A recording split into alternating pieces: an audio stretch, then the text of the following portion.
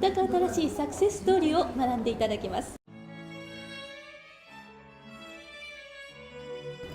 ごきげんよう。理想の結婚を叶えるため、あなたの魅力を最高に引き出す婚活準備の学校、花嫁プレスクールの村田裕子で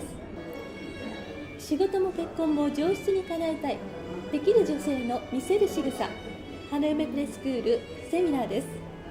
このセミナーに参加されると、妥協したくないあなたが理想の結婚を叶えるために必要な仕草の力をワンデーで身につけることができます。数々のイベントやお見合い、パーティーなどで男性心理を徹底的に解析、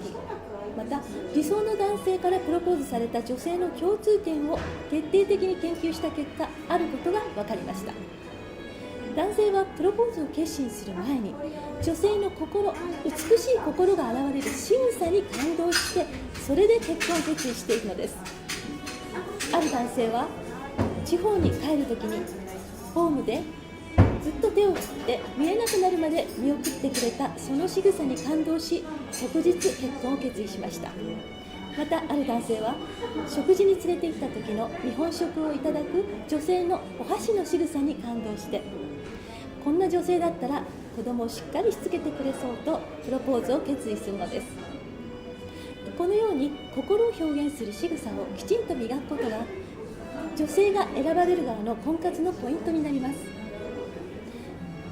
お仕事に忙しい女性も必ず時間を無駄にせずに結婚を決めることができます。それは1対100とまで言われる理想の男性の心をつかむ仕草をしっかりここで上達させることができるからです。お仕事にお忙しいけれども理想は崩せない、そんな女性におすすめのワンデーセミナー、ぜひスケジュールをご調整ください。花嫁プレスクール村田裕子がお届けしました。